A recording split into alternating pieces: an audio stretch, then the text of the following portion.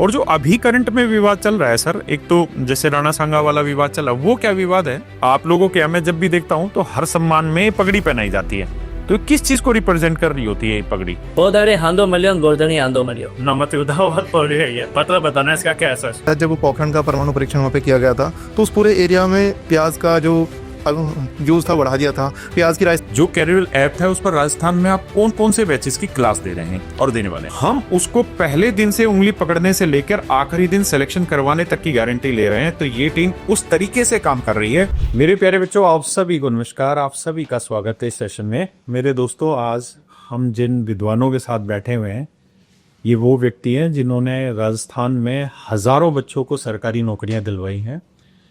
कुछ तो ऐसे हैं जिन्होंने खुद भी सरकारी नौकरी ली, कुछ का ऐसा पैशन रहा शुरुआत से कि हमें टीचिंग लाइन में अपने टीचिंग आर्ट को इतना अच्छे लेवल पे स्किल करना है कि हम बच्चों को जो चीज़ बहुत मुश्किल होती है उसको भी आसानी से बता पाएं।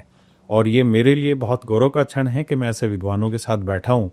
और आज मेरी कोशिश रहेगी कि राजस्थान के जितने भी गवर्नमेंट एग्जाम हैं, हम उनके बारे में डिटेल में कुछ समझ पाएँ, पढ़ पाएँ, चीज़ें जान पाएँ, कैसे तैयारी करनी है। और जो राजस्थान के बच्चे ऐसे हैं जो सिर्फ एसएससी की तैयारी में लगे हुए हैं या यूपीएससी की तैयारी में लगे हुए हैं या बैंकिंग की तैयारी में लगे हुए हैं, उनको ये पता होना चाहिए कि बहुत सारी ऐसी और वैकेंसीज हैं उनके इर्द गिर्द, या बहुत सारे ऐसे और भी ऑप्शन हैं कि अगर वो उस तरफ भी नज़र दौड़ाएंगे तो बहुत कम तैयारी में सिलेक्शन लिया जा सकता है। और सटीक रणनीति अगर आपके पास है तो बहुत अच्छा काम कर सकते हैं। एक देसी कहावत है कि सही शुरुआत आधी सफलता होती है। तो आज हम उस सही शुरुआत की तरफ ही अपना पहला कदम बढ़ा रहे हैं। आप सभी का स्वागत है सर, आप सभी का स्वागत है। नमस्कार आप सभी को और बहुत बहुत धन्यवाद। सर, शुरुआत आपसे ही करते हैं। जी सर। सर, ये बताओ, राजस्थान में इतने किले क्यों बने हुए हैं? देखिए, राजस्थान में हम भारतीय इतिहास की बात करें तो राजस्थान को पहले राजपूताना कहा जाता था। राजपूताना राजपूतों का शासन रहा था। अच्छा। सबसे ज्यादा राजे रजवाड़े कहीं रहे तो फिर राजपूताने में रहे। और वो राजे रजवाड़े जो शब्द हम काम में लेते हैं वो एग्जैक्ट ये है कि छोटी छोटी रियासतें, छोटी छोटी जागीरें, वो जागीरदारों, जमींदारों और राजाओं ने अपने निवास के तौर पर दुर्ग बनवाए थे। लेकिन सर, ये दुर्ग फिर यूपी में इतने नहीं बने, हरियाणा में इतने नहीं बने, पंजाब में इतने नहीं बने, राजस्थान में बने। जबकि आप बताना, मुझे ज्ञान कम है कि जितनी मतलब पानी की व्यवस्था इस तरफ थी आपके पंजाब की साइड और हरियाणा की साइड की, उतनी तो शायद राजस्थान में पानी की व्यवस्था रही नहीं होगी। पहले थी इतनी पानी की व्यवस्था? लेकिन पानी की व्यवस्था तो नदियों का बहाव इस तरफ जाहिर सी बात है यही रही। तो फिर लेकिन मसाफत क्यों नहीं बढ़ी सर? उसका एक रीजन रहा है कि ये जो क्षेत्र रहा है आपका, जैसे आप हरियाणा की बात कर रहे हैं, दिल्ली की बात कर रहे हैं या यूपी की बात कर रहे हैं, तो ये कहीं ना कहीं केंद्रीकृत राज्य के अधीन रहा था। अच्छा। जो आपके दिल्ली के अधीन रहा या फिर आगरा के अधीन रहा, जो सेंट्रल शासन था। जबकि हम राजपूताने की बात करें तो वहाँ कोई केंद्रीय शासन नहीं था। अच्छा अच्छा। और वो सामंतवाद जो है वो रजवाड़ों के रूप में बट गया था। तो उन रजवाड़ों के दुर्ग आपको देखने को मिले थे सारे के सारे। और वैसे भी एक चीज मेरे को समझ में नहीं आती, आप बताना सर, उसका ऐसा कारण क्या है कि जैसे अगर कोई भी हम यूनिक चीज उठाते हैं ना, जो पत्थरों पे नक्काशी करने वाला है या महलों का या मकान बनाने की जो मतलब बहुत बेहतरीन जो कला है, वो सारी राजस्थान में पैदा हुई, बाहर नहीं बनी इतनी कला। जैसे दिल्ली में देखें तो एक लाल किला ही बना इतना बड़ा, बाकी राजस्थान में तो ऐसे मुझे लगता है हर 20 किलोमीटर में एक लाल किला बना हुआ, तो जो पी गए। वो राजस्थान में एक ब्रिटिश इतिहासकार आए थे, colonel James Tod. Colonel James Tod ने कहा है कि राजपूताने का प्रत्येक पत्थर इतिहास कहता है। आज राजपूताने में आप जहां भी जाएंगे कोई ना कोई कहानी, कोई ना कोई इतिहास की कथा वहां लोकल जुड़ी हुई है। तो ये राजपूताना जो आप कह रहे हो, मतलब पहले राजपूत राजस्थान में थे? राजपूतों का शासन रहने के कारण राजपूताना कहलाया। अभी राजपूतों की परसेंटेज कितनी है सर जनसंख्या में राजस्थान में? सर, जनसंख्या रेशियो की हम बात करें तो अब तो बड़ी मुश्किल से 2 या 3% राजपूताने में। तो इतने कम क्यों हो गए? इनमें लोग नहीं, राजपूत राजाओं का शासन रहा। अच्छा। राजपूत राजाओं का शासन रहा, उनका प्रभुत्व नहीं कह सकते हम जनसंख्या की दृष्टि से। और जो अभी करंट में विवाद चल रहा है सर, एक तो जैसे राणा सांगा वाला विवाद चल रहा है, वो क्या विवाद है? तो क्या है, ये हम पहले क्लियर करें कि जो पॉलिटिशियन है इनको हिस्ट्री में झांकना नहीं चाहिए। राजशाही का एक अलग पक्ष था, जहां सामान्यतः हम समझते हैं कि शत्रु का शत्रु पहले मित्र होता था, और दूसरा इतिहास हमेशा विजेता लिखवाता था। अच्छा। हारने वाला कभी इतिहास नहीं लिखता था। और जैसा कि लोग कह रहे हैं कि भाई राणा सांगा ने बाबर को आमंत्रित किया, तो ये बात कौन कह रहा है? ये बात तो बाबर ने लिखी अपनी आत्मकथा तुजू के बाबरी में, और वो तो विजेता था, विजेता था। और विजेता कुछ भी लिख सकता है। सच बात है। जैसे हम आज के संदर्भ की बात कर सकते हैं, सरकार अपने हिसाब से तय करती है कि सही क्या है और गलत क्या है, तो बाबर ने तय किया।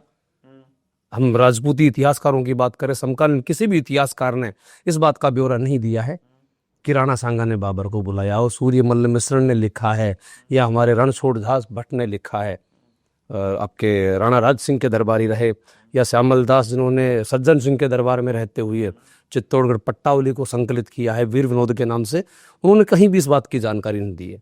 केवल एक तुर्की इतिहास देख रहे हैं हम कि तुजू के बाबरी ऐसा कह रही है, तो वो विजेताओं का इतिहास है, कुछ भी लिखा जा सकता है। अच्छा, एक सर ये बताना कि जो ये राजस्थान शब्द है, जी जी, इसका मतलब क्या है कि पहली बार कब आया? दूर राजस्थान शब्दों से राजाओं का देश अथवा स्थान। अच्छा, पहली बार हम इसे बसंतगढ़ लेख में पढ़ते हैं। तो ये बताना सर, राजाओं का इतना इंटरेस्ट राजस्थान में था क्यों? कौन सी ऐसी चीज थी जिसके लिए राजा आते थे?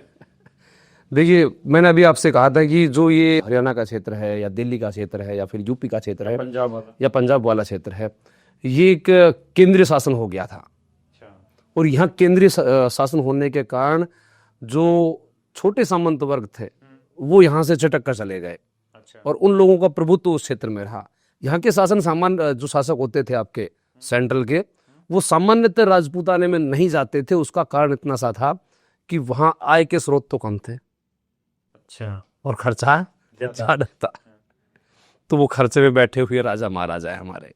अच्छा सर, एक चीज मुझे बताना कि हिस्ट्री का जो राजस्थानी हिस्ट्री है जी, इसका इस समय कॉम्पिटिटिव एग्जाम में क्या मतलब इसका पार्टिसिपेशन है, कितने क्वेश्चंस आ रहे हैं, किस किस एग्जाम में, कितनी इंपॉर्टेंस है? और दूसरा ये बताना मुझे सर, जो मेरे लिए बहुत ज्यादा इंटरेस्टिंग है, कि कितने टाइम में इसे सटीक तरीके से पढ़ा जा सकता है जिससे हम ये कहें कि हाँ अब एक लगभग ठीक तैयारी हो गई जिससे एग्जाम में बैठा जा सके।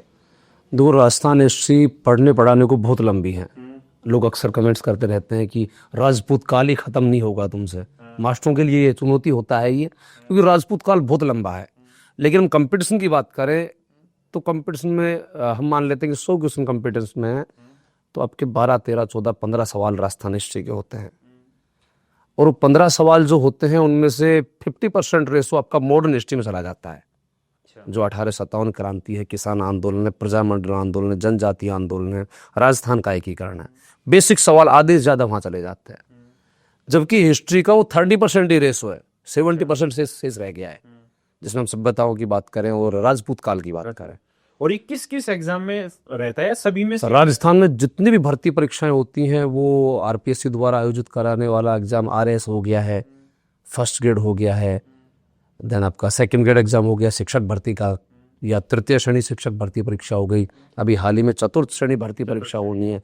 राजस्थान में जितनी भी भर्ती परीक्षाएं होती हैं वो राजस्थान जी के फोकस होती हैं, और राजस्थान जी के नाम पे हिस्ट्री, कल्चर और ज्योग्राफी पढ़ा जाता है पूरा। अच्छा सर, एक चीज मुझे जवाब देना कि अभी जो करंट में एग्जाम आने वाले हैं जी, जैसे मुझे पता है कि एक पटवार का एग्जाम आने वाला है, तो ऐसे जो एग्जाम आ रहे हैं उनके लिए आप लोगों की यूट्यूब पे क्या प्लानिंग है?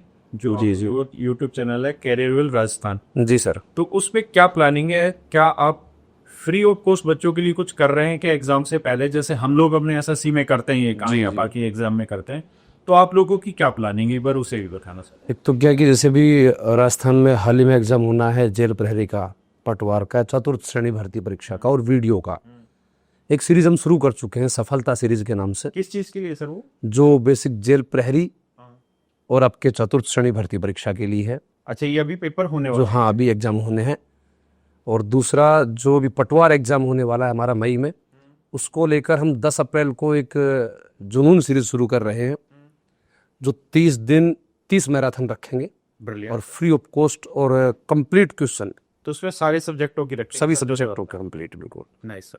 अब मिलवाते हैं आपको कृष्ण गोदारा जी से, जो सर हैं वो हैं शेखावटी इलाके से, और आप जानते हैं कि पूरे भारत में राजस्थान में एक इकलौता ऐसा क्षेत्र है जिसको हर आदमी बहुत सम्मान की दृष्टि से देखता है और बहुत सर ऊंचा करके, माथा ऊंचा करके बोलता है, बहुत इज्जत से बोलता है शेखावटी। तो गोदारा जी, आपका स्वागत है।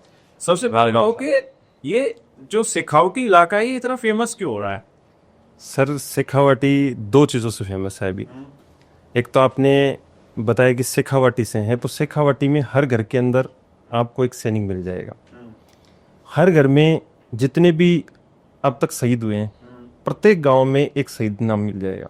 अच्छा जी। जी, दूसरी सबसे बड़ी बात यह है कि शेखावाटी अभी एजुकेशन का हब बन चुका।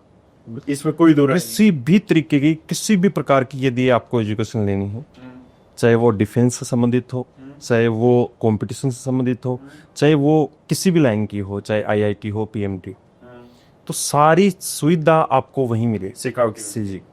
तो सबसे बड़ा डेवलपमेंट जो हो रहा है शेखावाटी में, वो एजुकेशन की वजह से हो रहा है। अच्छा सर, मुझे एक चीज ये बताना है गोदारा जी के जैसा आपने मुझे पगड़ी बनाई राजस्थानी जी, तो आप लोगों के मैं जब भी देखता हूँ तो हर सम्मान में ये पगड़ी पहनाई जाती है। तो किस चीज को रिप्रेजेंट कर रही होती है ये पगड़ी? सर पगड़ी मैं अपन बताऊं तो पगड़ी पुरुषा का माए एक प्रतिष्ठा को प्रतीक है। पगड़ी के लिए राजस्थानी में कहावत है क्या? कि मारी पगड़ी की लाज राख जो। क्या कहने का मतलब ये है सर कि पगड़ी है ना, वो इतना प्रतिष्ठा है कि यदि कोई आदमी की पगड़ी नीचे भी गिर गई और यदि खुले सिर यदि बड़े आदमी के सामने चले गए पगड़ी बिना, तो उसका अपमान माना जाता है। पगड़ी सम्मान का प्रतीक है। पगड़ी पुरुषों के अंदर शेखावाटी नहीं, पूरे राजस्थान में, और यहाँ तक कि अलग अलग अवसरों पर अलग अलग पगड़ी का प्रचलन है। अच्छा अपन मैं बताऊं कि दशहरे के अवसर पर एक मदील पगड़ी चाला है। अच्छा अपन मैं बताऊं कि विवाह के अवसर पर, शादी ब्याह हुआ है भी अवसर पर अपना एक मोठड़ा की पगड़ी चाला है। मोठड़ा एक पगड़ी को प्रकार है। बहुत बढ़िया। अपन मैं बताऊं कि श्रावण जो महीनो है, श्रावण महीना में अपने बारिश हो है, और उस समय राजस्थान, पूरा राजस्थान, मैं एक क्षेत्र की विशेष बात नहीं कर रही हूँ, पूरा राजस्थान के अंदर एक लहरिया पगड़ी है। लहरिया। अच्छा, तो अब इसमें राजस्थानी जो आर्ट एंड कल्चर है जी, इस सभी कॉम्पिटिटिव जो एग्जाम चल रहे हैं इनमें क्या इनका वेटेज आ रहा है?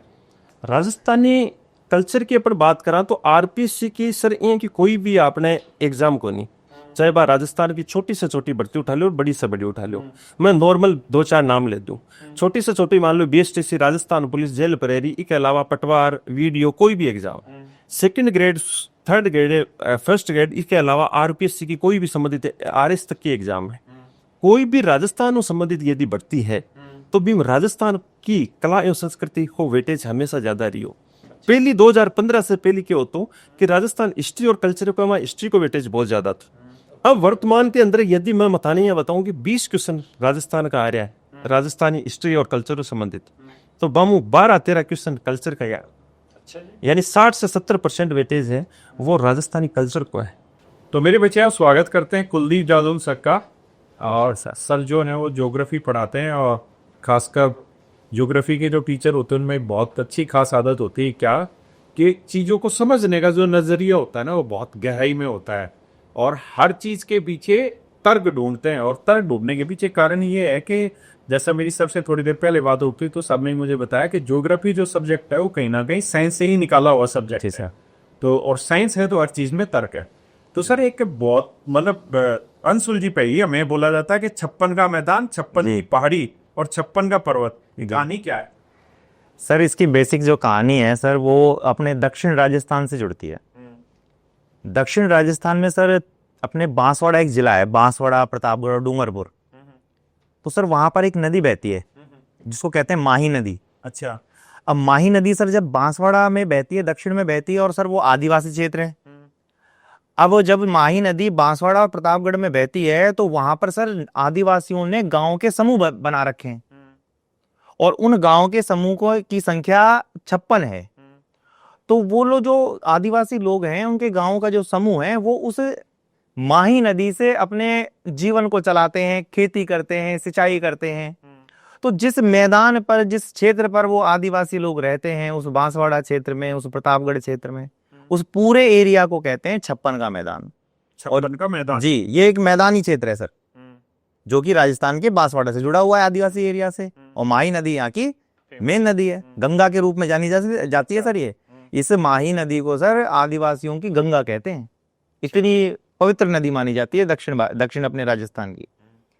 यही शब्द अगर एक शब्द और जुड़े जो कि राजस्थान के भूगोल में सर थोड़ा सा ये है कि शब्दों का बड़ा उलटफेर किया गया है। जैसे जैसे अभी एक प्रश्न यहाँ ये बन सकता है कि 56 का मैदान तो 56 की पहाड़ी, तो क्या 56 की पहाड़ी भी वहीं होगी? बिल्कुल नहीं होगी।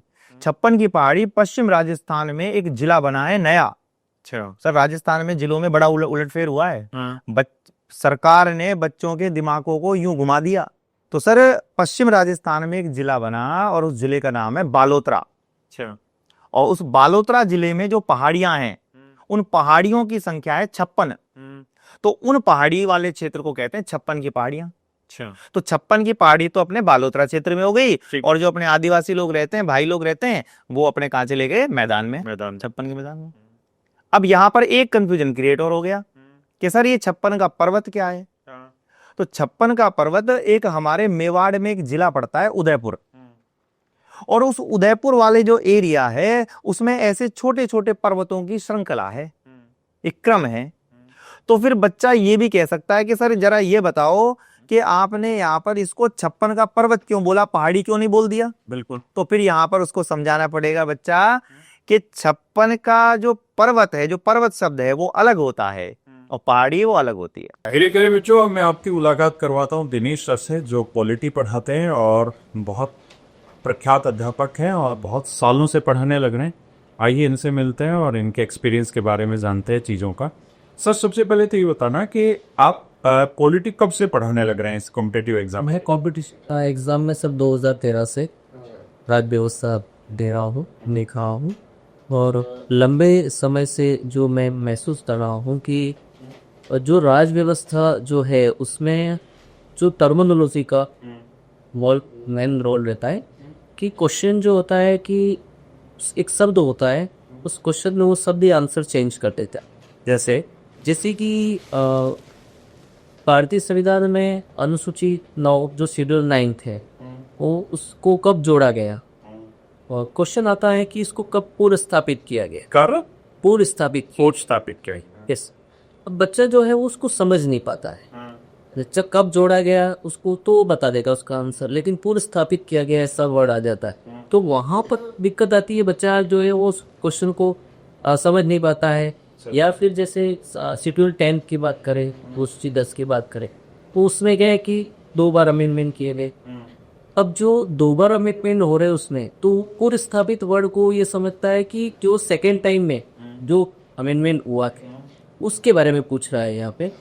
इस वजह छोटे छोटे शब्दों से भी खेल हो रहा है। शब्दों में पॉलिटी में 100% संभावना रहती है कि टर्मिनोलॉजी की वजह से क्वेश्चन जो है वो रॉन्ग होता है बच्चे का। अच्छा, जब हम पढ़ते थे सर तो बहुत कम पढ़ी हमने पॉलिटी, लेकिन मैं भी एक्साइज इंस्पेक्टर लगा तो थोड़ी बहुत पढ़ी मैंने। तो पॉलिटी सिर्फ रटने की चीज है कि उसमें कुछ लॉजिक भी है? कॉन्सेप्ट काम करता है इसमें सर। अच्छा, पूरा का पूरा कॉन्सेप्ट काम करता है। हाँ, जिसे छोटे एग्जाम जो होते हैं उसमें फैक्चुअल इंफॉर्मेशन होती है, बट जो बड़े एग्जाम हैं जैसे public service commission, state public service commission है या सिविल है, उन एग्जामों में जो पूछा जाता है वो कॉन्सेप्ट बेस्ड क्वेश्चन होते हैं। बट छोटे एग्जाम जैसे अगर हम अभी बात करें 4th ग्रेड का हमारा जो बैच चल रहा है उससे बात करें तो उसमें फैक्चुअल इंफॉर्मेशन ज़्यादा आती है। और विशेष करके हम राजस्थान की बात करें तो भी राजस्थान में थोड़ा सा एक ट्रेंड चेंज हुआ है। उसमें राजस्थान की जो प्रशासनिक व्यवस्था है उससे रिलेटेड क्वेश्चन ज़्यादा आते हैं। अच्छा, राजस्थान स्पेशल ज़्यादा आते हैं, और उसमें भी बेसिकली जो फैक्चुअल इंफॉर्मेशन है वो पूछी जाती है। और फैक्चुअल इंफॉर्मेशन में भी बहुत जैसे डीपली पूछा जाता है कि जैसे राजस्थान के सीएम के बारे में पूछ लिया जाता है। अब सीएम जैसे अभी तक जो हम कहें कि पहले क्वेश्चन ये पूछा जा रहा था कि एक ट्रेडिशनल की पहला जो सीएम, फर्स्ट सीएम जो बने वो कौन बने हैं, या मनोनीत जो हुए, नॉमिनेट किया गया, या फिर जो निर्वाचित हुए वो कौन हुए। बट अब इस टाइप में क्वेश्चन पूछा जाता है कि राजस्थान में जैसे सर्वाधिक कार्यकाल जो रहा, जो टेन्योर रहा, वो कौन कौन से सीएम का रहा, कितने ऐसे सीएम हुए जिन्होंने 3 बार या 4 बार जो ओथ लिए, शपथ ली है, ऐसे कौन के जो सीएम होता है उनका टाइम पीरियड पूछा जाता है कि कौन से पहले बताइए उसमें कि ऑर्डिनल में इसका बताइए, क्रम से बताइए कि कौन से सीएम जो कह ले वो सबसे ज्यादा सीएम कौन रहा है सर? सबसे ज्यादा सर मोहनदास सुखाड़िया। अच्छा सर, अभी जो चतुर्थ श्रेणी वाली भर्ती आई, एक तो मुझे पता चला है बहुत पहली बार ये शायद अनाउंस हुई है। ऐसे बिल्कुल सर, है ना? और दूसरा क्या है कि इसमें जब मैं एज लिमिट बच्चों को बता रहा था तो उसमें एक जगह लिखा हुआ था कि जो टीएसपी एरिया हुआ और एक नॉन टीएसपी एरिया हुआ, तो टीएसपी एरिया के लिए मतलब 40 साल की और ऊपर छूट दे रखी है। Yes sir, yes sir. तो क्या अभी भी राजस्थान में ट्राइबल रहते हैं? यस, टीएसटी का मतलब होता है कि ट्राइबल सब प्लान, और उस वो जो क्षेत्र होता है उसमें क्या है कि सर जो सामाजिक और आर्थिक रूप से जो पिछड़े जनजाति, विशेष करके क्या है जनजाति वर्ग के जो लोग हैं, जो सामाजिक सोशल और इकोनॉमिकल जो बैकवर्ड हैं, उनके लिए ये जो सेंट्रल गवर्नमेंट के द्वारा यानी पार्लियामेंट के द्वारा ये जो एक प्लान किया जाता है और इनको जो ये रिजर्वेशन दिया जाता है स्पेशली, जिसमें क्या होता है कि नॉन टीएसपी जो नॉन ट्राइबल सब प्लान वहाँ का कोई भी अभ्यर्थी है वो उस एरिया में नहीं आ सकता है। Yes sir.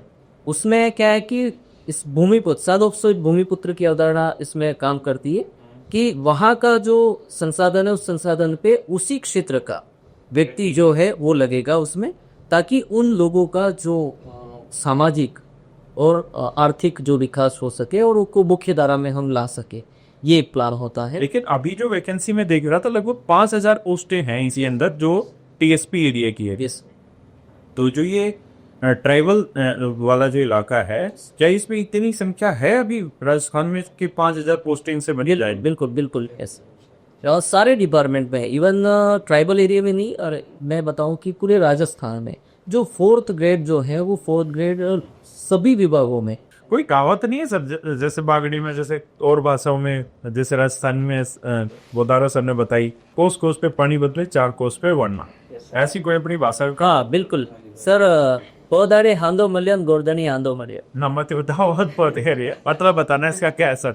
मतलब ये है कि जब हम बहुत मेहनत करके, यानी हो दड़े हांदो मलियो, हो दड़े हांदो मलियो, मतलब कहने का मतलब ये है कि हम बहुत मेहनत कर करके और कुछ चीज़ को अचीव कर रहे हैं और पता चला कि अचीव होने वाला है ये, और फिर आगे गोर्धनी आंदो मलियो, मतलब ये है कि हम जैसे कि कोई चीज़ लेने के लिए कोई यहाँ पे है यहाँ, लेकिन उस व्यक्ति को हम बोल रहे हैं कि वो चीज़ चाहिए हो, लेकिन वो अंधा है तो वो दे ही नहीं पाए हो मेरे को।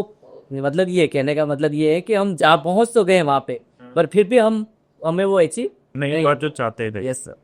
Thank you sir. यस। तो मेरे प्यारे बच्चों, अब मैं बात करने जा रहा हूँ साइंस से, विज्ञान से, और अब हम चर्चा करेंगे साइंस के बहुत बेहतरीन टीचर से जिनको बहुत सालों का अनुभव है और बहुत सिलेक्टेड बच्चे इन्होंने दिए हैं जो साइंस की तैयारी इनसे पढ़ते थे, और इनके पढ़ाने के कौशल के दम पे उन बच्चों ने सिलेक्शन लिया। सर आपका स्वागत है। सर आपका नाम है शांतनु बिदुड़ी? शांतनु बिदुड़ी। तो बिदुड़ी क्या हुआ सर? ये हमारी कम्युनिटी है तो गुर्जर, तो हमारा गोत्र है। गोत्र है बिदुड़ी जी। वाह। अच्छा सर, ये बताना कि जो राजस्थान की जो लोकल एग्जाम है, जैसे अभी मैं बात कर रहा हूँ पटवा की बात कर रहा हूँ, चतुर्थ श्रेणी की बात करने लग रहा हूँ, इसमें साइंस कितनी गहराई में पूछी जाती है? और दूसरा, जो सवाल पूछे जा रहे हैं साइंस से, क्या वो उस बच्चे के लिए जरूरी है कि उसने थोड़ा बहुत साइंस का बेस हो तभी उसे समझ में आएगा, या वो बच्चा भी समझ सकता है जिसने 8वीं 9वीं 10वीं क्लास तक साइंस पढ़ा हो? सर देखो, साइंस का मेरा मानना है कि science is a everyday life. आपका रोजमर्रा का जीवन साइंस से घिरा हुआ है। तो अगर राजस्थान एग्जाम या किसी भी वनडे एग्जाम की बात करते हैं तो साइंस एक जीएस का पोर्सन है, ठीक है। अगर रेलवे को थोड़ा साइड कर दे, क्योंकि रेलवे के एग्जाम जिनमें स्पेशली जैसे ग्रुप डी में साइंस पूछा जाता है, जैसे आपका राजस्थान का भी ये चतुर्थ श्रेणी आ रखा है, इसमें स्पेशली 5 नंबर का साइंस अलग से दिया हुआ है, ठीक है। But most of one day exam में साइंस एक जीएस का पार्ट है और लगातार साइंस के क्वेश्चन पूछे जा रहे हैं। अब साइंस के क्वेश्चंस में अगर मैं स्पेशली राजस्थान की बात करूं तो राजस्थान में साइंस एक अलग लेवल पर पहुंच जाता है। क्यों पहुंच जाता है? क्योंकि वहाँ पर कंडीशनल चेंज है। अभी जैसे कुलदीप सर ने बताया था कि ज्योग्राफी साइंस का पार्ट है। बिल्कुल। अब अगर ज्योग्राफी को साइंस के साथ लिंक करने की कोशिश करेंगे तो राजस्थान में पूरा थार चला जाएगा, ठीक है। अब राजस्थान की क्लाइमेटिकल कंडीशन अलग है, वहाँ की ज्योग्राफिकल कंडीशन अलग है, तो वहाँ पे साइंस एक अलग लेवल पर उठ के आता है। उठ के आने का मतलब ये है कि वहाँ से साइंस आएगा। नॉर्मली हम फिजिक्स, बायोलॉजी, केमिस्ट्री पढ़ते हैं। जब हम बायोलॉजी पढ़ेंगे तो जो बायोलॉजिकल कैरेक्टरिस्टिक्स हैं वहाँ पे चीज़ें अलग तरह से पूछी जाएंगी, क्योंकि कुछ ऐसे बायो ऑर्गेनिज्म हैं जो स्पेशली राजस्थान में ही पाए जाते हैं। कुछ ऐसी चीज़ें हैं जो थार में ही होती हैं, क्योंकि आपने देखा अब पोखरण हुआ था, भारत का एक बहुत बड़ा परमाणु परीक्षण था, उसके लिए राजस्थान को क्यों चूज किया गया? सिंपल सा क्वेश्चन है, क्योंकि राजस्थान की मिट्टी के अंदर रेडिएशन बहुत कम स्पीड से फैलता है। कारण सर? कारण ये है कि जो रेत है, सूखी रेत है, वहाँ पर जो उसकी ऑब्जर्वेशन पावर है, अवशोषित करने की क्षमता है, भारत की सभी मिट्टियों से ज़्यादा है। तो उसने रेडिएशन को ऑब्जर्व कर लिया। दूसरी चीज़ ये है कि वहाँ पर फर्टिलाइज जो कंडीशन है, जो मिट्टी भुरभरा है या उर्वरा है, नहीं है वहाँ पे, क्योंकि वो रेतली मिट्टी है। तो अगर रेडिएशन फैलता है या कुछ चीज़ें वहाँ पर होती हैं तो वहाँ पर उसका बहुत ज़्यादा इफेक्ट नहीं होता। तो राजस्थान के एग्जाम में साइंस राजस्थान से पूछा जाता है, यानी कहीं ना कहीं रिलेट हो जाती है। रिलेट हो जाती है। अच्छा, मैंने एक फिल्म देखी थी सर, पोखरन, आपने शायद देखी हो, जो विवरण की है, जिसमें यही सारी कहानी दिखाई गई थी। तो उसमें कहा गया था कि कांदा बोलते हैं मुंबई में, और प्याज बोलते हैं महाराष्ट्र, शायद राजस्थान में क्या बोलते हैं सर? प्याज, कांदा ही बोलते हैं। कांदा ही बोलते हैं जी। तो कहते हैं कि कांदा जो खा लेता है तो उससे रेडिएशन कम होता है। हाँ सर, कांदा के अंदर एक मिथाइल आइसोसाइनेट एक केमिकल होता है जो रेडिएशन को एब्जॉर्ब करने की कैपेसिटी रखता है। और इसीलिए वहाँ पर क्या किया गया था, जब वो पोखरण का परमाणु परीक्षण वहाँ पे किया गया था, तो उस पूरे एरिया में प्याज का जो यूज़ था बढ़ा दिया था। प्याज की राजस्थान में खेती बढ़ा दी थी उस साल, क्योंकि अगर प्याज की खेती ज़्यादा करेंगे तो अगर आपके इन्वायरमेंट में थोड़ा बहुत रेडिएशन फैला हुआ है या लोग वो एब्जॉर्ब करेंगे, या लोग प्याज का यूज़ ज़्यादा कर रहे हैं खाने में। इवन अभी जैसे कि इंडिया में क्या ग्लोबल वार्मिंग की वजह से अल्ट्रावायलेट रेज का प्रकोप ज़्यादा बढ़ रहा है, तो पिछले कुछ दिनों से आपने देखा होगा कि ऑनियन ऑयल काफ़ी ज़्यादा चर्चा में आने लगा है। अच्छा, कारण सर मतलब वो जो अल्ट्रावायलेट रेडिएशन है या जो आपका ग्लोबल वार्मिंग है, उन सब से आपको प्रोटेक्ट करने की कोशिश करता है। उसके अंदर वो मिथाइल आइसोसाइनेट जो केमिकल है, वो उसके लिए की पॉइंट है। अच्छा, इसलिए प्याज का इस्तेमाल आजकल ज्यादा हो रहा है। जी जब एक स्टूडेंट तैयारी करता है ना, जी, तो चाहे वो किसी भी कंपटीशन की तैयारी कर ले, जैसे स्टेट की बात करें तो कई बार तो क्या होता है कि स्टेट में वैकेंसी बहुत लेट आती है। जी, कई बार स्टेट में जब वैकेंसी आती है तो वो थोड़ा लंबे समय चली जाती है, और बच्चे के पास रोजगार के अवसर है नहीं, तो लगातार वो तैयारी करता करता एक वक्त के बाद फ्रस्ट्रेट होता है ना। और बहुत सारे बच्चों के तो खासकर कोटा जैसी जगह भी तो हम लगातार हर हफ्ते कोई कहानी सुन ही लेते हैं, जो बच्चा अपनी जिनकी नाद होगा शायद होता है फाइटर। तो मैं आपसे जानना चाह रहा हूँ कि कौन सी ऐसी चीज है जो आदमी को ये डिप्रेशन की तरफ लेके जाती है, कौन सी ऐसा केमिकल रिएक्शन हमारी बॉडी में होता है जो इस तरीके से हमें डाइवर्ट कर देता है, और दूसरा क्या इसे हेल्थी डाइट के तो चेंज किया जा सकता है? सर देखो, दो हार्मोन्स आपकी बॉडी के अंदर सबसे ज़्यादा इफेक्टफुल होते हैं। पहला आपका कार्टिसोल, जो आपको सदमे या बहुत ज़्यादा खुशी की कंडीशन से बचाता है। दो ही चीज़ें होती हैं, या तो आपका रिजल्ट लगातार आप फेलियर की तरफ जा रहे हैं, दूसरा आपकी लाइफ के अंदर कुछ ऐसे फीलिंग्स आ रही हैं जिन्हें आप कंट्रोल नहीं कर पा रहे हैं, मीन्स डोपामिन। दो ही हार्मोन है, डोपामिन और कार्टिसोल। लेकिन कंडीशन ये है कि आज का यूथ मेंटली बहुत ज़्यादा कमज़ोर है। कमज़ोर मीन्स ये है कि उसको कमज़ोरी भी नहीं कह सकते, सिचुएशन भी हो सकती है। कई बार फैमिली प्रेशर है, सोशल प्रेशर है, और फिर स्टडी का बुक्स का प्रेशर, तो सर हैंडल करना बहुत मुश्किल होता है। अपने टाइम पे हमने भी किया है, बहुत सारे लोग अभी भी कर पा रहे हैं। बट एक चीज़ ये है सर, कॉम्पिटेटिव एग्जाम्स में करते करते बच्चे का प्लान भी खत्म हो जाता है, और उस कंडीशन में जाके बच्चा डिप्रेशन में चला जाएगा। तो डिप्रेशन से अच्छा तो यही है सर, आज के टाइम पे बच्चा क्या है कि मेहनत तो बहुत ज़्यादा कर रहा है, बट वो गधा मजदूरी हो जा रही है। स्मार्ट तरीके से स्टडी अगर बच्चा करे, अपने सिलेबस को तरीके से चीज़ों को क्लासीफाई करके चले, और 1 to द पॉइंट करके पढ़ने की कोशिश करे, तो चीज़ें ईजी हो सकती है। चीजें इजी जी। अच्छा, मैं ये पूछना चाह रहा हूँ, जैसे आपने कहा कि लगभग 5 सवाल आते हैं, मान लेते हैं चतुर। जी जी जी जी। तो उस 5 सवाल को खत्म कराने में कितना टाइम लगेगा आपको, सर देखो, बच्चे को समझाते? 5 सवाल का मतलब ये तो हमको कभी भी किसी को नहीं पता होता कि कौन से टॉपिक्स आएंगे, वो तो एग्जामिनर को पता है। उसके लिए हमें क्या है कि प्रॉपर सिलेबस पढ़ना पड़ता है। अब वो फिजिक्स से भी हो सकते हैं, बायोलॉजी से भी हो सकते हैं, केमिस्ट्री से भी हो सकते हैं, या कह सकते हैं कि राजस्थान का जो स्पेशल साइंस है, क्योंकि राजस्थान का साइंस अलग लेवल पे है, तो वहाँ से भी हो सकते हैं। अब अगर प्रीवियस ईयर में जो 2-3 एग्जाम आपके हुए हैं, चाहे वो पटवारी का हो, चाहे वो अभी ग्रेड 3 का हो, उनमें जो साइंस का वेटेज था, बायोलॉजी का वेटेज ज़्यादा था। और बायोलॉजी में भी अभी मॉडर्न ट्रेंड आया कि साइंस टैग की तरफ ज़्यादा जा रहे हैं। ठीक। तो साइंस टैग पे और करंट इश्यूज पे अगर बच्चा कमेंट बना के रखेगा, देखेगा, चाहे वो आपका जीएस का कोई भी फैक्ट हो, चाहे वो मैथ्स का हो, जो भी आपके करंट इश्यूज चल रहे हैं, तो अगर बच्चा उन पे पकड़ बनाएगा, उनसे रिलेटेड चीज़ें हमेशा एग्जाम में पूछी जाती हैं। अच्छा, करंट कॉलेज। जी, thank you sir. Okay sir, बहुत मजा आया आपसे बात करके, थैंक यू। तो मेरे प्यारे बच्चों, अब मैं आपको मिलाने जा रहा हूँ राजेश पटेल जी से, और ये केरल राजस्थान की जो हमारी पूरी टीम है, जो राजस्थान के जितने भी कॉम्पिटिटिव एग्जाम्स होते हैं जिनको तैयारी करा रहे होते हैं, ये उन बेहतरीन नगीनों में से एक नगीना है, और सर रीजनिंग कराते हैं। तो सर आपका स्वागत है, और मेरा पहला सवाल आपसे ये कि रीजनिंग किन किन पेपरों में आ रही है राजस्थान में भी? अभी सर राजस्थान एग्ज़ाम को देखें तो अभी जैसे हाल ही में एग्ज़ाम होने वाला है राजस्थान जेल प्रेरी का, तो तो वो जस्ट अभी अप्रैल में होने वाला है, तो उसमें रीजनिंग का बहुत बड़ा वेटेज है। कितना सर? अब 45 क्वेश्चन है जिसके अंदर, और 180 नंबर्स है। 400 में से अगर देखा जाए तो 180 नंबर ओनली फॉर रीजनिंग है। तो अगर कोई बच्चा एक तरीके से, एक प्लान से कुछ यूनिट्स को लेके अगर तैयारी करे तो रीजनिंग के अकॉर्डिंग वो सिलेक्शन बहुत आसानी से ले सकता है। और कौन कौन से टॉपिक है सर क्वेश्चन से ज्यादा पूछे जाते हैं? जैसे सर प्रीवियस ईयर अगली अगर 4 से 5 साल एग्जाम को देखा जाए तो उसमें सबसे ज़्यादा रीजनिंग का मैंने एक चीज़ देखा है सर, हर 3 से 4 साल में पैटर्न चेंज हो रहा है। कुछ कुछ ऐसे टॉपिक हैं उनको पीछे छोड़ के कोई नई चीज़ ऐड ऑन करके पूछ रहा है एग्जामिनर।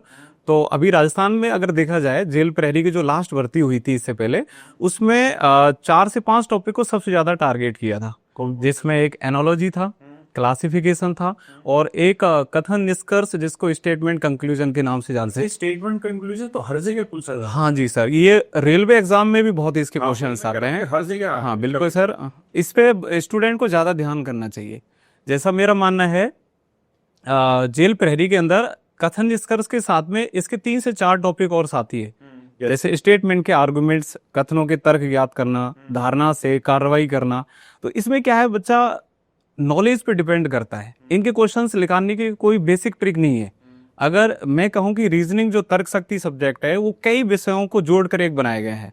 जैसे 4 से 5 टॉपिक अगर ले लें तो उसमें जीके जीएस का भी बड़ा रोल है, जिसमें आप पॉलिटिकल, अपना ज्योग्राफी, हिस्ट्री, इवन विज्ञान, साइंस पूरा कंप्लीट, और एक नॉर्मल जीवन से भी रिलेटिव है। तो एनालॉजी में जैसे क्वेश्चंस आते हैं, जैसे कोण का संबंध डिग्री से है, तो ऐसे ही आप लोगों का वर्षा का संबंध किससे होगा। तो अब बच्चे को नॉलेज होगा तो उसमें 4 ऑप्शन होते हैं, उसमें भी 4 ऑप्शन ऐसे लगते हैं कि 2 तो ऐसे लगते हैं कि दोनों ही आंसर हो सकते हैं। तो ये डिपेंड करता है, बच्चा जीके से भी जुड़ा होना चाहिए। अब बात करता हूँ सब कथन, जो मैं तर्क की बात कर रहा था, उसमें बच्चे को क्या है, कुछ फैक्ट की नॉलेज होना चाहिए। उसमें ज्यादा ऐसे नहीं जाना है कि वही इसकी कोई ट्रिक के अकॉर्डिंग आंसर आ जाएगा, क्योंकि ज्यादातर रीजनिंग में फॉर्मूले ट्रिक से यूनिट्स हो जाती है। तो इसमें नॉलेज मेरे ख्याल से ज्यादा डिपेंड करता है। अभी जैसे अपना मई में पटवार एग्जाम होने वाला है, उसमें भी रीजनिंग का बड़ा रोल है। पटवार में कितने सवाल आते हैं? हाँ, रीजनिंग और मैथ्स के सर 45 क्वेश्चन आते हैं, जिसमें हाँ, और प्रीवियस ईयर को अगर देखा जाए, जो 2021 में पटवारी लास्ट भर्ती हुई, उसमें गिवन 28 से 30 क्वेश्चन रीजनिंग अकेले के रहे, तो उसमें बड़ा रोल है। और उसके बाद राजस्थान में अगर देखा जाए तो बच्चे का जो मैथ रीजनिंग है उसमें थोड़ा ध्यान कम देके वो जीके पे ज्यादा फोकस करता है।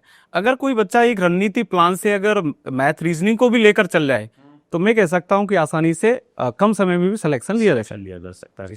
और सर लगभग क्या सारी जितने कॉम्पिटिटिव एग्जाम है, जो ग्रुप बी, ग्रुप सी और डी वाले हैं, इनमें सब में रीजनिंग आती है, किसी में नहीं भी आती? हाँ, कुछ ऐसे एग्जाम है सर, जैसे टीचर से रिलेटिव एग्जाम है, जैसे फर्स्ट ग्रेड का फर्स्ट पेपर होता है, उसमें रीजनिंग के 4 से 5 क्वेश्चन पूछे जाते हैं। बाकी का टीचर लाइन में रीजनिंग नहीं पूछा जाता। अभी जैसे एक चतुर्थ श्रेणी है, हाँ, इसमें है, इसमें वेटेज सर रीजनिंग का नहीं रखा गया। और जो मैथ्स के क्वेश्चंस है, कुछ में हो सकता है 1-2 यूनिट्स उसमें चीजें जुड़ के आ सकती हैं। जैसे मैथ्स में सिंप्लीफिकेशन अपन पढ़ते हैं, तो रीजनिंग में भी मैथमेटिक ऑपरेशन एक यूनिट आता है जिसमें बोर्ड मास का यूज होता है, तो हो सकता है वो चीज वहां पे जुड़ के हाँ, जी जी, थैंक यू सर।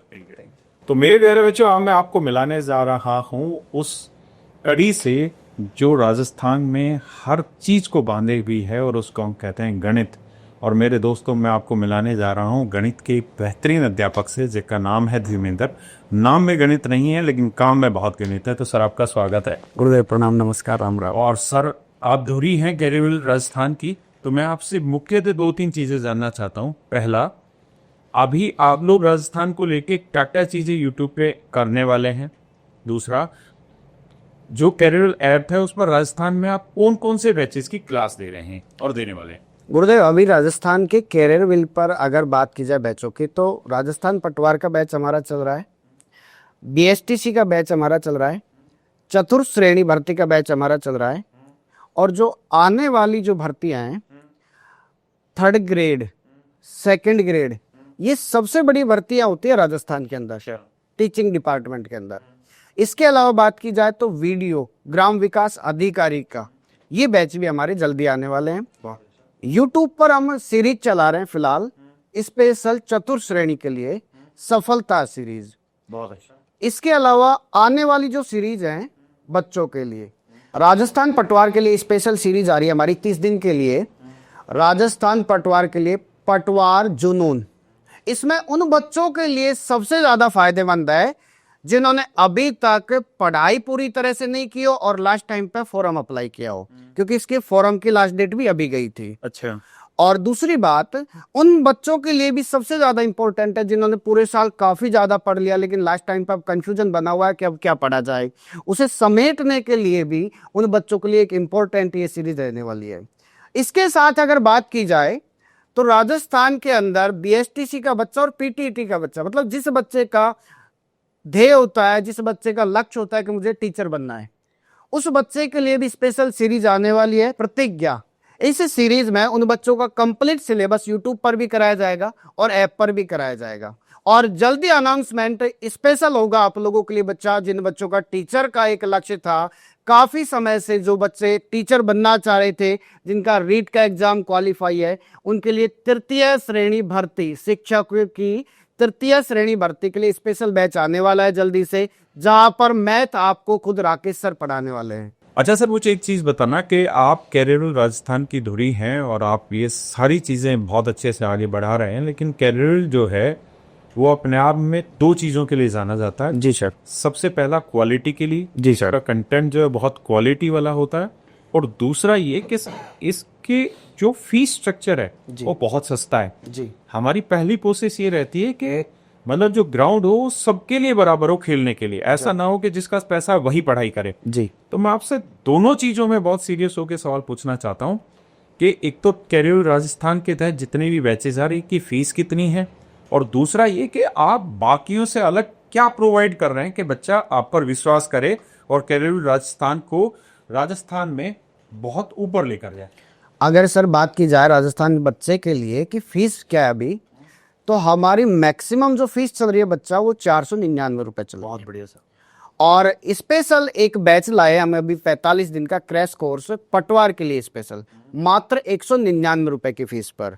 अगर कोई बच्चा बाहर मार्केट में एक शर्ट खरीदने जाता है तो 700 रुपए की एक शर्ट आती है, बिल्कुल उस शर्ट की कीमत से भी कम पैसे में हम उस बच्चे को एक बैच उपलब्ध करवा रहे हैं। बहुत बढ़िया सर। और एक बात स्पेशल सभी बच्चों के लिए कि हमारी जो टीम है उसमें एक ही सब्जेक्ट के 4-4 टीचर उपलब्ध हैं।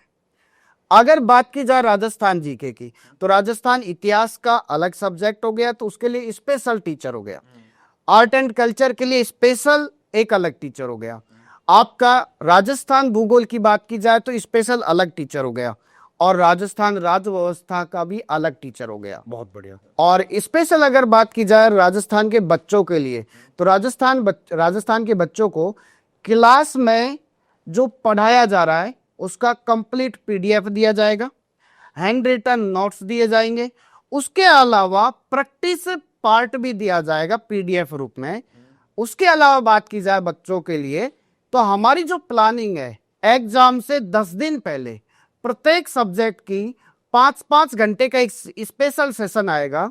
उस 5 घंटे के सेशन के अलावा कोई प्रश्न बाहर से नहीं आने वाला। तो सर इसका मतलब ये है कि हम ये मान लेते हैं कि क्वालिटी बहुत अच्छी रहेगी। आपने कुछ बिंदु बनाए। पहला पॉइंट आपने ये गिनाया कि जैसे राजस्थान जीएस है तो उसमें हर एक सब्जेक्ट के लिए अलग अलग टीचर, और सारे के सारे टीचर बहुत सीनियर मोस्ट टीचर तो बहुत सालों से पढ़ा रहे हैं और बहुत सारे बच्चों का सिलेक्शन कराया। दूसरी चीज आपने कहा कि जो कंटेंट हम प्रोवाइड कराने लग रहे हैं, एक तो सारे का सारा कंटेंट ऑथेंटिकेटेड है, दूसरा बहुत ही समराइज तरीके से कंटेंट प्रोवाइड होने लग रहा है। हर एक क्लास के हाथ से लिखे हुए हिंदी और इंग्लिश अलग अलग मीडियम के क्लास नोट्स प्रोवाइड होने लग रहे हैं। जो काम बोर्ड पर होता है, जिसे हम क्लास पीएनजी कहते हैं, उसको भी बाकायदा स्क्रीनशॉट लेके आपके लिए पीडीएफ बना के आपको रिप्रेजेंट किया जा रहा है, आपको दिया जा रहा है। तीसरी चीज मेरे बच्चों के जो क्वेश्चंस क्लास में कराए जा रहे हैं, मोस्टली क्वेश्चन उनमें से वो हैं जो आपके एग्जाम में आने वाले हैं, और बहुत सारे सवाल वो हैं जो आपके एग्जाम में पूछे गए थे। तो वो सारे ऑथेंटिक क्वेश्चंस का कंपाइलेशन है जो आपको पीडीएफ के रूप में दिया जाता है, जिसे प्रिंटेबल हम पीडीएफ कहते हैं कि आपसे प्रिंट भी करा सकते हैं। साथ के साथ आप प्रैक्टिस के लिए भी क्वेश्चंस देते हैं डेली क्लास में, ताकि बच्चे की उसी चीज के ऊपर प्रैक्टिस भी बहुत अच्छे से हो पाए। और मुझे जो बहुत अच्छी चीज लगी इस पूरी टीम के साथ बात करके वो ये कि ये टीम इतनी डेडिकेटेड है बच्चों के सिलेक्शन को लेकर कि हम उसको पहले दिन से उंगली पकड़ने से लेकर आखिरी दिन सिलेक्शन करवाने तक की गारंटी ले रहे हैं। तो ये टीम उस तरीके से काम कर रही है कि जैसे मान लीजिए राजस्थान जीके है और उसे एग्जाम्पल के तौर पर 100 घंटे में पढ़ाया गया है, तो जब पेपर का 1 महीना रह जाएगा तो हम उसी 100 घंटे को समराइज कर मात्र ही 10 से 12 घंटे में आपको प्रोवाइड कराएंगे। और जब पेपर के आखिरी 3-4 दिन रह जाएंगे, 5 दिन रह जाएंगे, तब आपको पूरा 100 घंटा मात्र ही 3 घंटे में समराइज करके बताया जाएगा। क्योंकि हर एक बच्चे की सबसे बड़ी दिक्कत ये होती है कि उसके पास कंटेंट बहुत सारा इकट्ठा हो जाता है, लेकिन लास्ट में जब समेटने की बारी होती है तो उस समय न टीचर साथ देता है, न बच्चे में वो कला होती उस चीज को समेट पाए। लेकिन ये टीम इतनी डेडिकेटेड है, इतनी बेहतरीन है और इतनी मेहनती टीम है कि आपको इतना कंटेंट देने के बाद उसको इतना करना और फिर उसको पीक पर चढ़ाना, ये मेरे बच्चे इस कैरियर राजस्थान टीम की कला है। और मैं उम्मीद करता हूं कि ये टीम बहुत जल्द आपके जीवन में नया सवेरा लेकर आएगी, आपके पढ़ने के तरीके को बदलेगी, आपके सोचने के तरीके को बदलेगी। आपको जो कंटेंट मिल रहा है उसमें अपग्रेडेशन बहुत तेज गति से होगी और मैं उम्मीद करता हूं कि ये प्रयास आपको पसंद आए होंगे। नमस्कार, धन्यवाद।